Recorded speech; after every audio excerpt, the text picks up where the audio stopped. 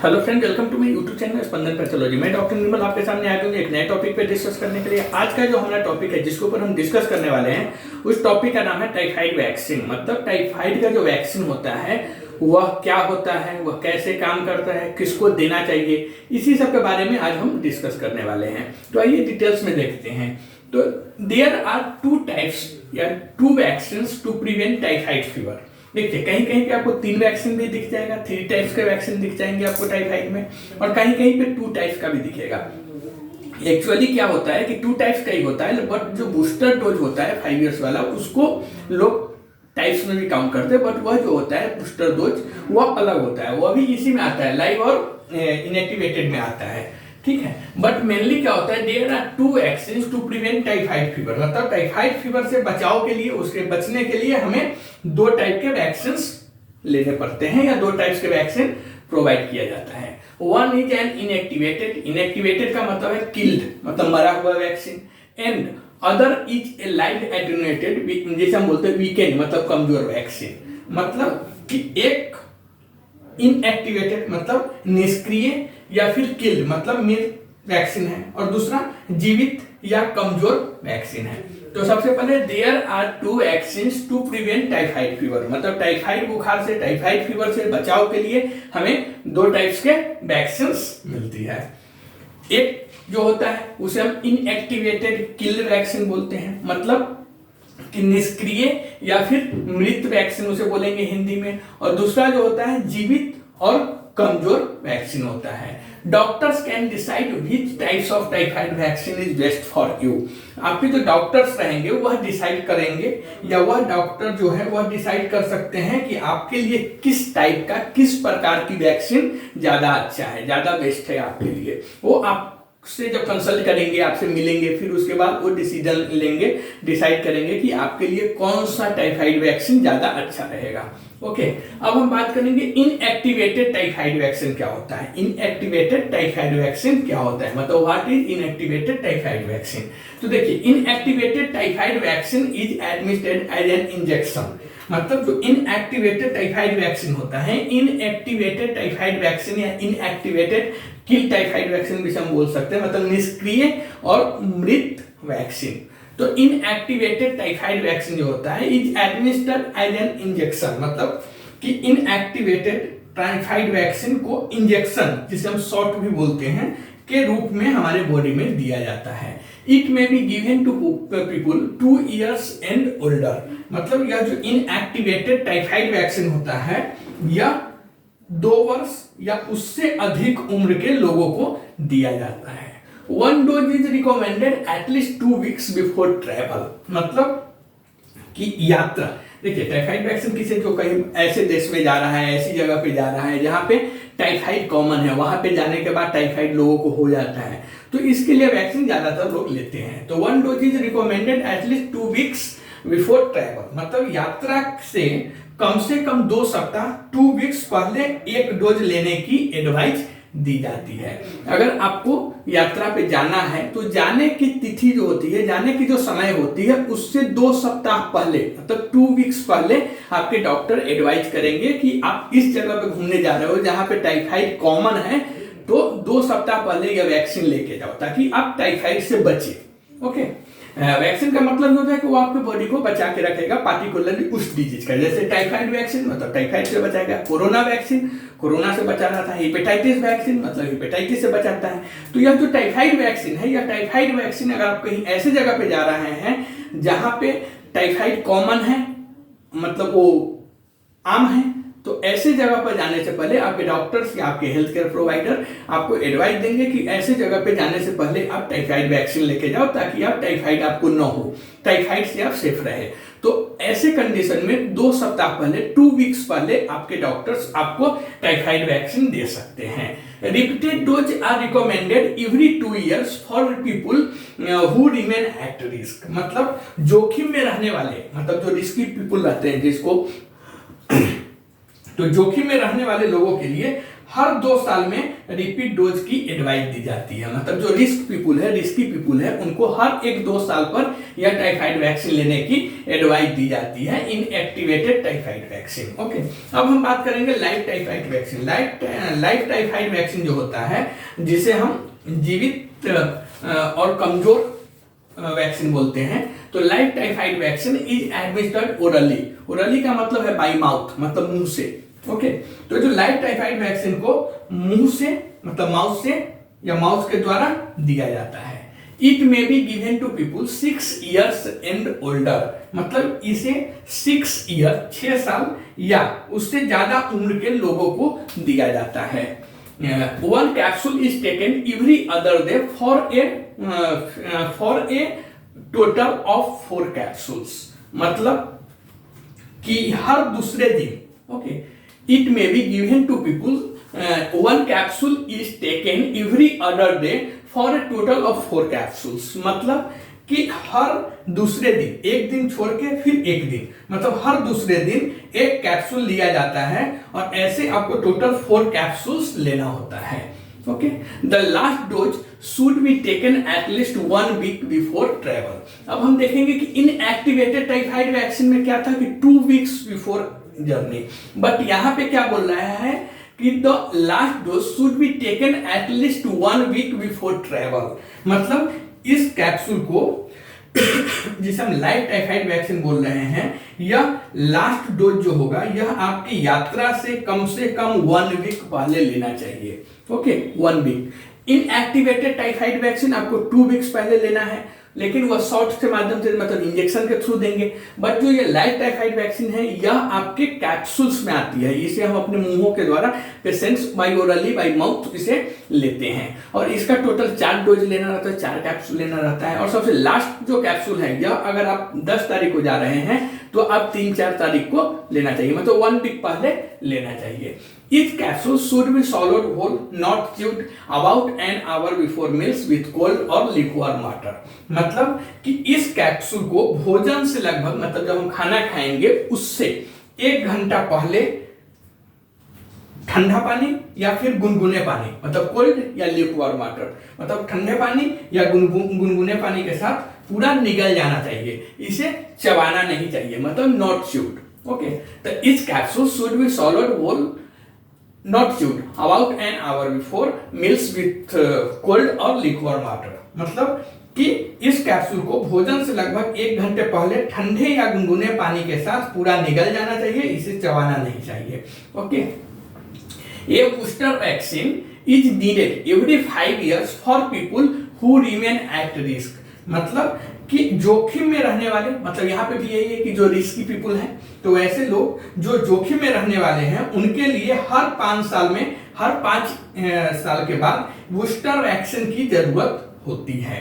Okay, live typhoid vaccine capsules must be stored in refrigerator. अच्छा, जब आप medical से खरीद के लाएंगे, जब आपके डॉक्टर वो वैक्सीन देंगे जिससे जो लाइव टाइफाइड वैक्सीन होगा, तो वह लाके आपको स्टोरेज करने की जो प्रॉपर उसका मेंटेन करना है, स्टोरेज जो टेम्परेचर मेंटेन करना है, इसके लिए आपको क्या है कि live typhoid vaccine capsules must be stored in A refrigerator, मतलब लाइव टाइफाइड वैक्सीन कैप्सूल्स को रेफ्रिजरेटर में रखना चाहिए। ओके, इसे हम ऐसे नॉर्मल रूम टेम्परेचर या फिर फॉरेन वगैरह में जो मतलब यहाँ पे बर्फ जमता है ऐसे नहीं, नॉर्मल जो फ्रिज वगैरह होता है उसके रेफ्रिजरेटर में रखेंगे। Travelers to part of the world where typhoid is common, typhoid vaccine is not 100% effective and is not a suitable for being careful about what you eat or drink, मतलब कि world के उन हिस्सों की यात्रा करने वाले, okay, traveler to part of the world where typhoid is common, मतलब वर्ल्ड के उन हिस्सों की यात्रा करने वाले जो यात्री है जहां टाइफाइड कॉमन है, जहां टाइफाइड हर एक आदमी, बहुत आदमी को होता है, वहां टाइफाइड का जो वैक्सीन है वो 100% इफेक्टिव नहीं है। और यह आप अपने दिमाग से निकाल दीजिए कि टाइफाइड वैक्सीन आप लिए हैं तो आपको टाइफाइड वापस नहीं होगा। टाइफाइड हो सकता है, इसके लिए typhoid vaccine is not 100% effective and is not a suitable for being careful about what you eat or drink, मतलब कि टाइफाइड का जो वैक्सीन यह 100% इफेक्टिव नहीं है और यह आपके खाने पीने के प्रति सावधानी बरतने का विकल्प नहीं है। तो मेनली यहाँ भी आपको है कि वैक्सीन लेने के बाद भी जो उसके खान पान है कंटामिनेटेड फूड और ड्रिंक से आपको बचना ही पड़ेगा। ओके, दूसरा क्या है कि people in close contact with a typhoid carrier, और सुटेबल सबसे पहले क्या है कि यह हम किसको देंगे, तो टाइफाइड वाहक के निकट संपर्क में रहने वाले लोग को यह टाइफाइड वैक्सीन लेना ज्यादा अच्छा रहता है। Laboratory workers who work with Salmonella typhi bacteria, ऐसे स्टाफ या ऐसे लोग जो लैब में काम करते हैं, प्रयोगशाला में काम करते हैं, तो उनको टाइफाइड वैक्सीन लेना चाहिए, क्योंकि लेबोरेटरी वर्कर्स में जो लैब टेक्नीशियन वगैरह होते हैं वह सल्मोनेला टाइफी बैक्टीरिया के साथ काम करते हैं, मतलब उनके टेस्ट करते हैं, कल्चर करते हैं, तो ऐसे में ज्यादा चांस रहता है कि उनको टाइफाइड होने की चांस ज्यादा रहती है। तो ऐसे कंडीशन में उनको टाइफाइड वैक्सीन लेना बहुत जरूरी रहता है। Okay, typhoid vaccine may be given at the same time as other vaccine, मतलब कि टाइफाइड वैक्सीन अदर वैक्सीन के साथ, मतलब और भी जैसे हेपेटाइटिस वैक्सीन ले रहे हैं या टाइफाइड वैक्सीन ले रहे हैं, तो यह जो होता है यह टाइफाइड वैक्सीन अदर वैक्सीन के साथ भी दिया जा सकता है, इसका कुछ साइड इफेक्ट नहीं है। बहुत स्टडी है कि टाइफाइड वैक्सीन अब दूसरे वैक्सीन जो दिया जा रहा है उस समय भी ले सकते हैं, इसका कुछ साइड इफेक्ट नहीं है। बट मेनली क्या है, यह किसको देना चाहिए, तो टाइफाइड वाहक के निकट संपर्क में रहने वाले लोग। टाइफाइड वाहक का मतलब है कि people in close contact with the typhoid carrier. दूसरा, लेबोरेटरी में जो काम करते हैं ऐसे लैब टेक्नीशियन या लैब स्टाफ को देना जरूरी है। Okay, risk if a vaccine reaction, अगर देखिए वैक्सीन से बहुत अभी तो हल्ला भी है, कोरोना वैक्सीन से हमें हार्ट अटैक आ गया, तो किसी को चक्कर आ रहा है, किसी को बॉडी पेन हो रहा है, किसी को कुछ हो रहा है, बहुत सारे अफवाह भी है, बहुत सारे सच भी है। तो देखिए कोई भी वैक्सीन लेंगे तो उसका कुछ ना कुछ रिएक्शन हो सकता है, बट यह सब पेशेंट को नहीं हो सकता है, सब इंसान को नहीं हो सकता है, हर एक आदमी को नहीं हो सकता है। जो रिएक्शन होता है नॉर्मल पैरासिटामोल अगर आप लेते हैं या कोई भी मेडिसिन लेते हैं तो उसका भी रिएक्शन हो जाता है, और वह भी जो मेडिसिन का रिएक्शन है वो हर एक इंसान को नहीं होता है। किसी किसी इंसान के बॉडी में पैरासिटामोल सूट नहीं करता है, किसी क्या मतलब 95% 97% आदमी को वही पैरासिटामोल सूट करता है, वही पैरासिटामोल उसके के लिए कारगर है। बट बहुत ऐसे इंसान है जिसको पैरासिटामोल से एलर्जी है, बहुत ऐसे पेशेंट्स है जिनको जैसे सिफोटॉक्सिन से एलर्जी है, सिफेलोस्पोरिन ग्रुप से एलर्जी है। तो यह डिपेंड करता है। तो इसके लिए जो वैक्सीन है, यह वैक्सीन भी हर एक के लिए एलर्जिक रिएक्शन नहीं कर सकता है, बट कुछ 1-2% केसेस है कि इसमें रिएक्शन भी होते हैं। तो risk if a vaccine reaction, pain from the shot, redness or swelling at the site of the injection, fever and headache and general discomfort can happen after inactivated typhoid vaccine. Okay, और typhoid vaccine आप किसी दूसरे vaccine के साथ भी ले सकते हैं, ऐसा कुछ इसका प्रॉब्लम नहीं है। और इनएक्टिवेटेड जो टाइफाइड वैक्सीन होता है वह इनएक्टिवेटेड टाइफाइड वैक्सीन के बाद जो देखिए पहला इनएक्टिवेट जो जाने से 2 सप्ताह पहले, दूसरा लाइट टाइफाइड वैक्सीन जिसे 1 सप्ताह पहले, याद रखिएगा। इनएक्टिवेटेड टाइफाइड वैक्सीन इंजेक्शन या शॉट के through, light typhoid vaccine capsule, total 4, कितना 1 वीक पहले, वह 2 वीक पहले, ठीक है। तो यह रिस्क किसमें होता है, तो pain from the shot, redness और swelling at the site of injection, fever and headache and general discomfort can happen after inactivated typhoid vaccine. मतलब इनएक्टिवेटेड टाइफाइड वैक्सीन लेने के बाद आपको इंजेक्शन जहां पे दिया हुआ है वहां पर दर्द हो सकता है, रेडनेस हो सकती है, मतलब लाल लाल दाग धब्बे आ जाएंगे, या सूजन हो सकता है, बुखार हो सकता है, सिर दर्द हो सकता है, और कुछ सामान असुविधा, डिस्कम्फर्ट, जनरल डिस्कम्फर्ट वगैरह आपको इनएक्टिवेटेड टाइफाइड वैक्सीन लेने के बाद हो सकती है। Okay, people sometimes fever, headache, abdominal pain, diarrhea, nausea and vomiting can happen after live typhoid vaccines। मतलब जो लाइव टाइफाइड वैक्सीन है उसके लेने के बाद भी आपको कुछ जो रिएक्शंस वगैरह है वह आ सकती है। जैसे लाइव टाइफाइड वैक्सीन लगवाने के बाद आपको बुखार, सिर दर्द, पेट में दर्द, दस्त, उल्टी, यह सब हो सकता है, बट यह सब इतना मायने नहीं रखता है। ओके, पीपुल समटाइम्स फेंट after medical procedure including vaccination. मतलब कभी कभी लोग वैक्सीनेशन लगवाने के बाद बेहोश भी हो जाते हैं। तो ऐसे कंडीशन में tell your doctor if you feel dizzy or have vision changes or ringing in the ears. मतलब जो अगर आपको चक्कर आ रहा है मेनली डॉक्टर को इन्फॉर्म कब करना है, वैक्सीनेशन लगवाने के बाद आपके डॉक्टर को कब इन्फॉर्म करना है। तो अगर आपको चक्कर आ रहा है या चक्कर आने के बाद फिर आपका जो विजन है, जो दृष्टि, उसमें अगर कुछ परिवर्तन है, जैसे इंसान बड़ा दिख रहा है, छोटा दिख रहा है, 2 दिख रहा है, 4 दिख रहा है, मतलब विजन डिस्कम्प्लीटी है, तो उसमें अगर ऐसा कुछ आ रहा है, आपको विजन में चेंजेज आ रहा है, या कानों में कुछ दम दम धम धम ऐसा कुछ रिंग वगैरह ऐसा बज रहा है, कानों में कुछ साउंड्स आ रही है, तो ऐसे कंडीशन में आपको डॉक्टर्स को तुरंत इन्फॉर्म करना चाहिए।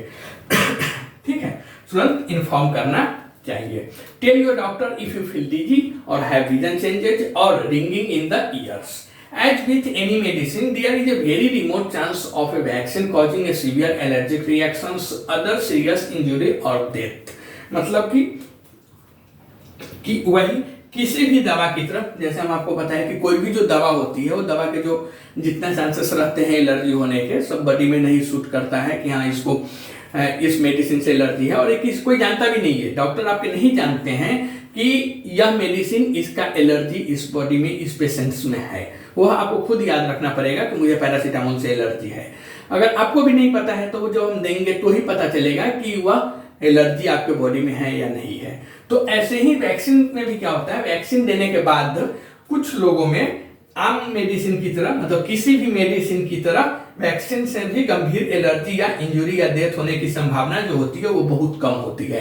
इतना नहीं होता है, यह सिर्फ अफवाह रहता है, दिमाग का वहम रहता है कि वैक्सीन लगाने के बाद पेशेंट मर जाता है या फिर ये होता है, ये होता है। यह जो संभावना रहती है बहुत कम रहती है, यह ज्यादा नहीं रहता है। As with any medicine there is a very remote chances of a vaccine causing a severe allergic reactions, other serious injury or death.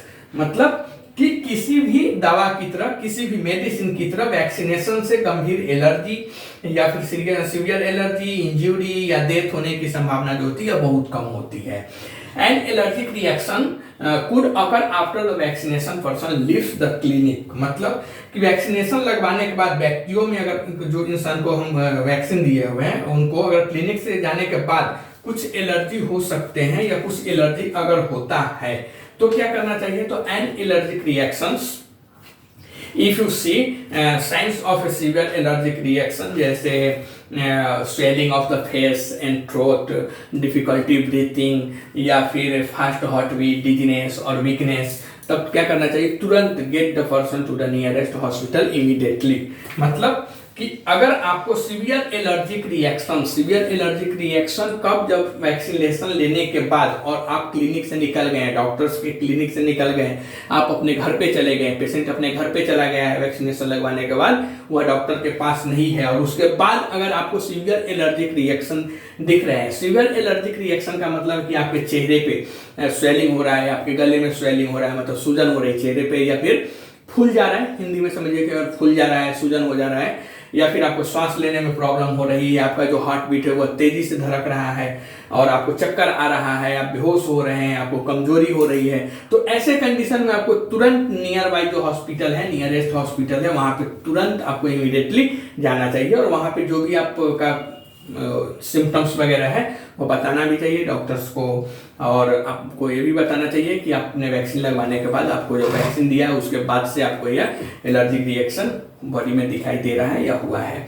तो यह था हमारा टाइफाइड वैक्सीन के ऊपर एक छोटा सा note, small note, short note. आप कमेंट करके बताइए वीडियो आपको कैसा लगा। अगर यह वीडियो आपको अच्छा लगता है, आप हमारे चैनल पे नए हैं तो प्लीज़ चैनल को सब्सक्राइब कीजिए, लाइक कीजिए, शेयर कीजिए। तब तक के लिए थैंक यू, मिलते हैं अगले वीडियो में।